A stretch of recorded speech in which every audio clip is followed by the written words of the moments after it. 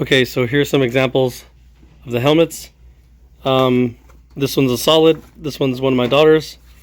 This one is my Fly racing helmet, and then another solid modular helmet.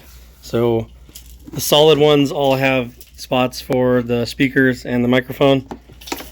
The cheek pads are still in. I zip tied it underneath, and then there's the, sorry it's kind of dark, there's the speaker, there's the other speaker. So that's that one. Here's the Fly racing helmet. This one I took the cheek pads out, the cheek pads. So there's the right ear speaker for the microphone. I zip tied through the mesh here, the air vent, and you peel away the back and you can sneak the wires in there. Easy peasy. And then here's the solid helmet. So this one, the cheek pads are still in. There's the speakers and the microphone. It's tight underneath. They make it pretty easy to do. The cheek pads just pop right out. This just peels away with buttons to sneak all the wires in there. So there you go. 3 examples. One thing I want to point out before I get started, I have the Honda switch plate here for my winch, my whips, and the light bar that I have now. Obviously that needs to come out so I can put in the switch plate that holds, or it's actually not a switch plate, I need to put in the plate that holds the rugged radio setup, and I'm going to have to take these switches and move them over to this side. Speaking of whips, when I first installed these 5150s, I went the lazy way, ran it through the inside of the car. So rugged radio doesn't want the antenna running near any power lines. So I'm going to take these off and run them through the panels inside the car, through the back like they suggest. All right, let's tear this thing apart. The whip lines need to come out. I got the light bar from Rough Country already in place. I also have the switches cut out.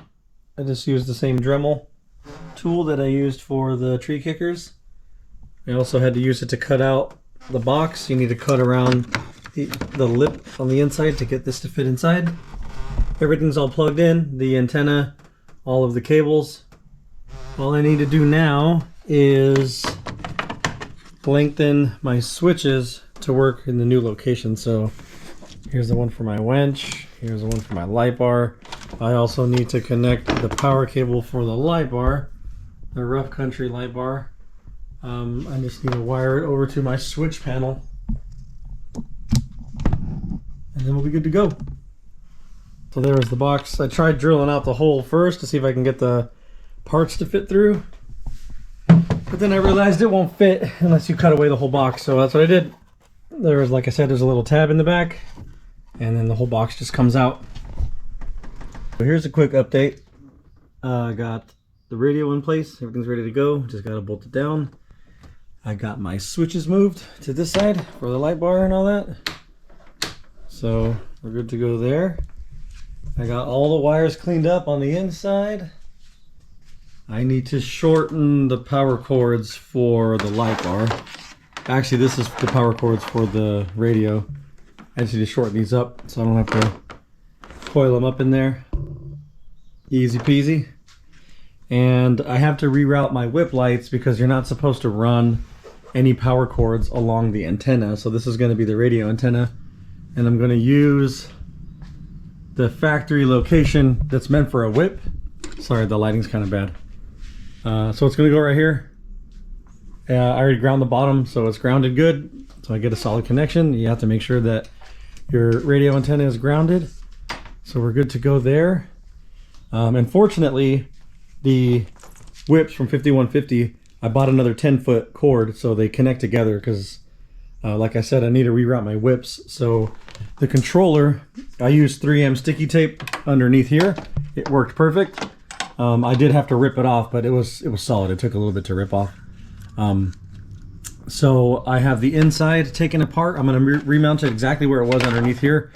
The whip cables are going to run through the bottom I got the inside tore apart over here. So these are the radio cables for the in-car setup. So all 4 seats are going to have one of these sticking out so we can all chat with each other. And I'm going to use this panel to run the whip lights through the back, up and out of over here. They're going to run up along here and then come along this way, or actually right here to where the whip is. I'm going to try to avoid getting near the radio antenna, so hopefully I don't have any interference, but she's just about there. Just got to button her up, cut all my zip ties, and we're good to go. I got the inside all buttoned up, all the covers back on. The majority of the push pins are back. Some, I don't know where they go, but it's all good. So that's all done. We got the rugged radio installed. The issue I had here, since I was running the Honda switch plate, the holes for the switch plate are way bigger than the holes that come with this. So I self-tapped these, no big deal. Put a little bit of black silicone to cover up the holes. No big deal. So under the hood, everything's wrapped up, zip tied away, got my cover back on. I just need to shorten this cord up and we'll be good to go.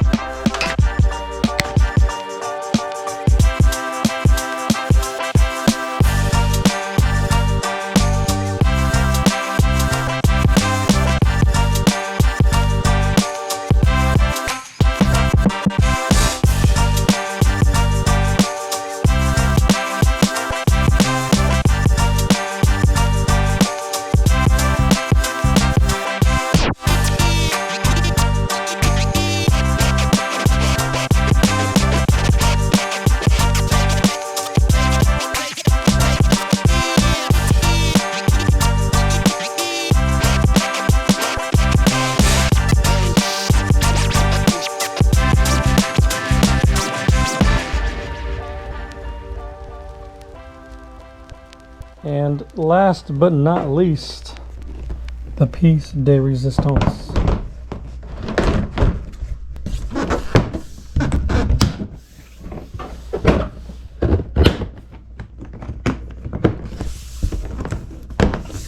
So here is where I put the push to talk. Right here on the steering wheel. The cords just go underneath here. So it's super dark. The cords just go under here. And then there's plenty of extra room in there to kind of just coil it up. You got to give yourself enough so you can turn the wheel, obviously. The other side, I put it on the grab bar here.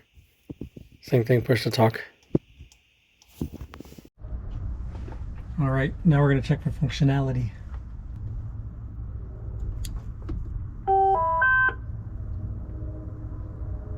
Good to go. All right, everything's working.